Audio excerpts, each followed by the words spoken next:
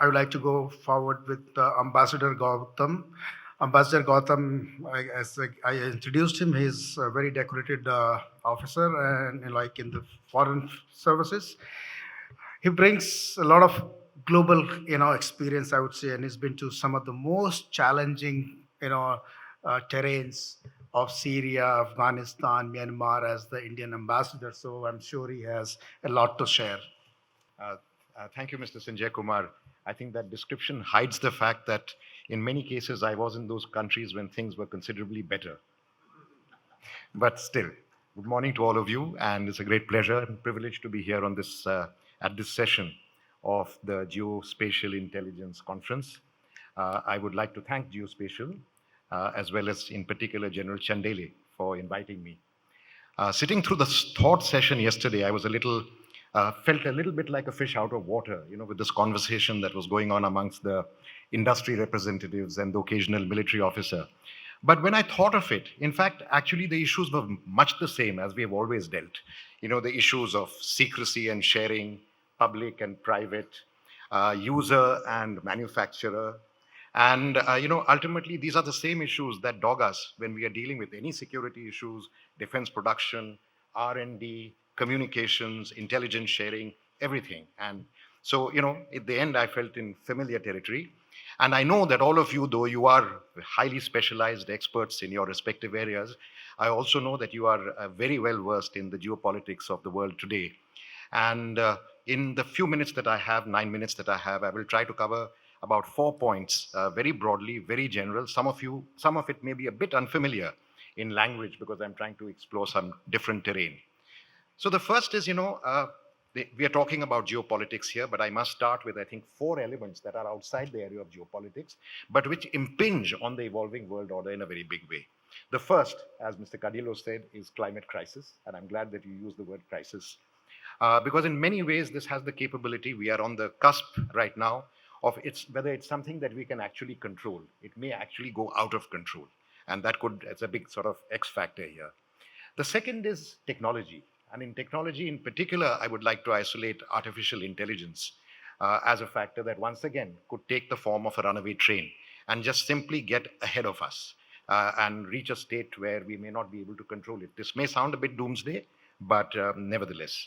The third is demographic changes. There is a secular sort of trend in demography the world over that the advanced industrial countries, in fact, are tending to thin out at age and thin out, whereas in fact you have 2 or 3 populous countries that are still at a kind of growth stage, and this is going to impact very highly on the evolving world order. And the fourth, and this is slightly controversial, is the whole issue of what kind of polity, what kind of political system.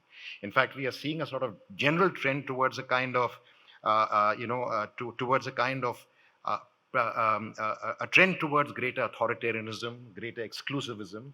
And in the final analysis, the countries that evolve models that are more inclusive, not exclusive, are likely to end towards more harmonious societies that are also likely to go ahead. So I'm just bracketing those 4 factors as factors that will impinge on the world order, and come to my 3 principal points about geopolitics. First, this whole issue, I think yesterday we had a description about the somewhat artificial distinction between Indo-Pacific as a region and space as a kind of common property of mankind. I think that's very true, but I would like to apply it actually on a much more terrestrial scale with reference to the great elephant in the room, of course, China. I think the West, largely deriving from a kind of Cartesian way of thinking, tends to think of the world in terms of theaters and sectors. Theaters, Indo-Pacific, West Asia, Atlantic, Europe, Latin America, etc. And sectors in terms of technology, economy, politics, military, intelligence. And then spends a lot of time trying to fuse all these things together.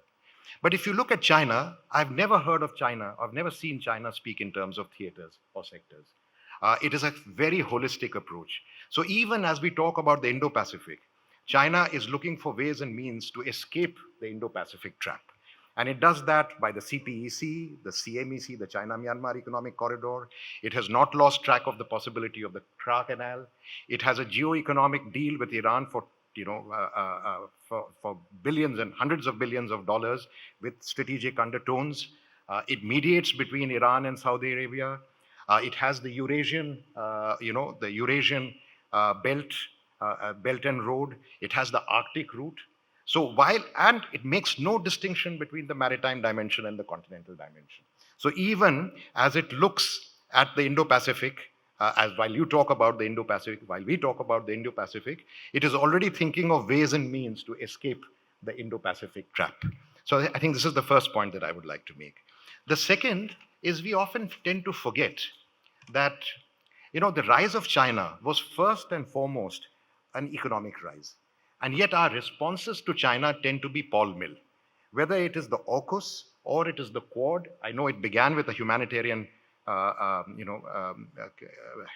intervention, but slowly, very quickly evolved into a potentially Paul Mill kind of alliance, and then sort of really came down to a more diplomatic, political, and economic underpinning for this larger kind of political alliance.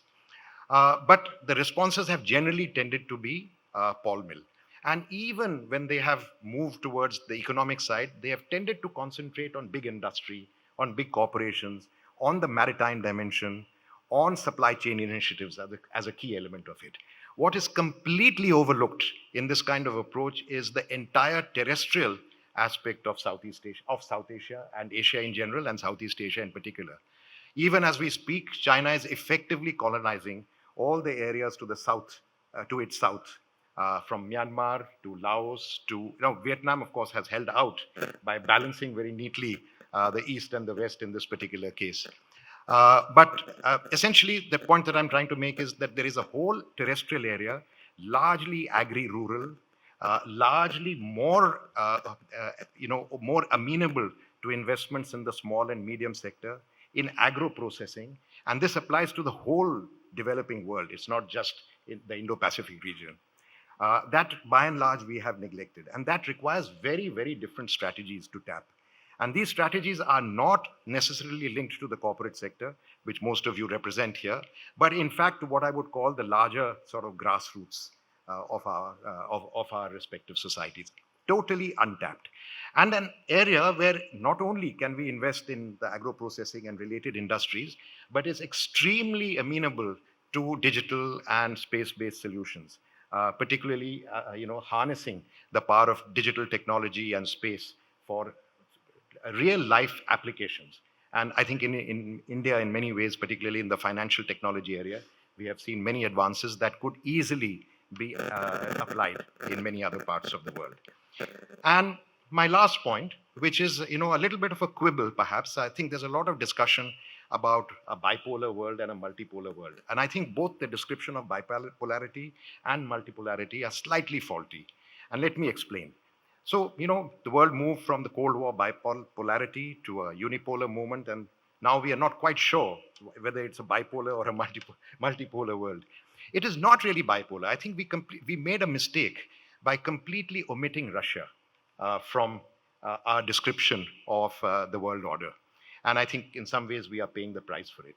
In fact, it is not just a bipolar world, it's a tricentric world.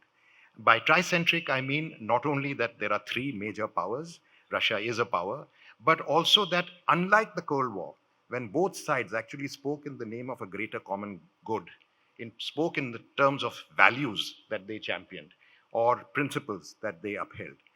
This new world is much more self-centric. My country first, America first, India first, and much more security-centric as well.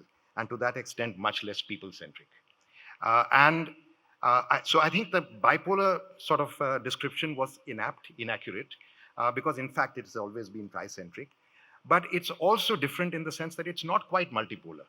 Multipolarity or polarity is the capacity to influence the world by yourself, not necessarily in association with other countries.